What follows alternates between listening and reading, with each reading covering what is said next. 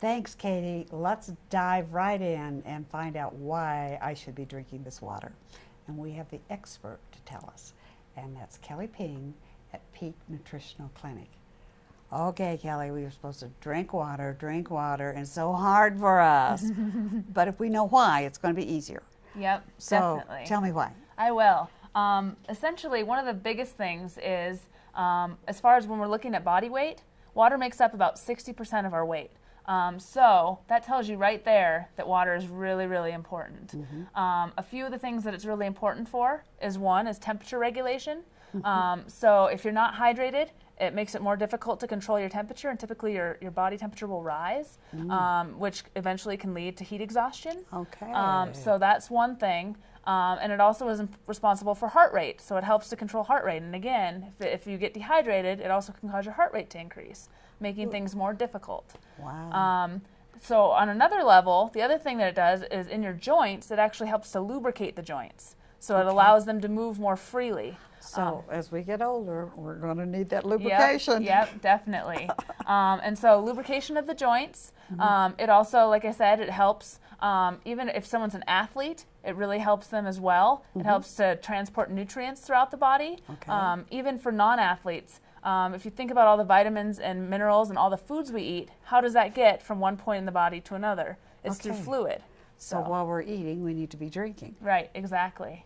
Yep, and those are kind of the big reasons why it's important, but there's so many other functions. So we also have water on the brain, or in the brain. Yep, again, really important for neuromuscular communication, so the synapses, so they can communicate with one another. So again, brain function there. So, wow. All right, so then just to stay healthy, then if you have a certain disease or something, it's going to help with that too, probably. Wow. Okay. So tell me, can I just drink any water, tap water, bottled water? Yeah, I think when you talk about fluids and water, the most important thing is that you're drinking. We've noticed in recent years, a lot of people have turned more to the bottled water, probably for convenience sake. And there is maybe a myth or a rumor that the bottled water is healthier. And more recent research has found that not to be true. The reason being is a lot of the bottled water that we're actually getting from the grocery stores and convenience stores, about 25% of it is actually glorified tap water. It's from a municipal source, so it's actually from the same source as the tap water is. So use your tap water. So use the tap water, and then that way you're saving money for one, but you're also you're not buying the plastic as well, so you're not using extra things that you don't necessarily need. Which might have chemicals in Right, yep, and then the plastic, the other thing is that there may or may not be some chemicals in the plastic that might get into the water as well. So tap water is usually the way to go. Like I said, if you're out and about and you need a water, then that's going to be an option for you too. Or if you're in another country, bottled water is good. Right. Okay. Yep. Just to help protect you from illnesses and contamination there.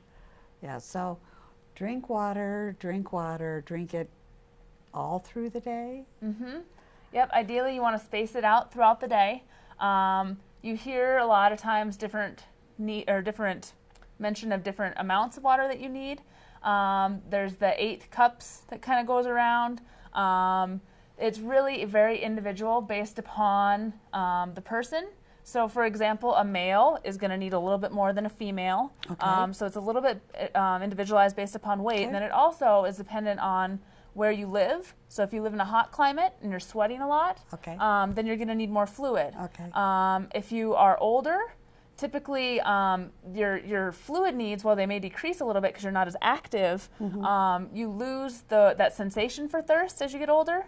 So it's a much more increased risk of getting dehydrated. All right. So drink before you get thirsty. Yep. Drink a lot of water. It could even drink some iced tea if it doesn't have sugar in it. Yep. But water's better. Yep. Thanks, Kelly. You're welcome.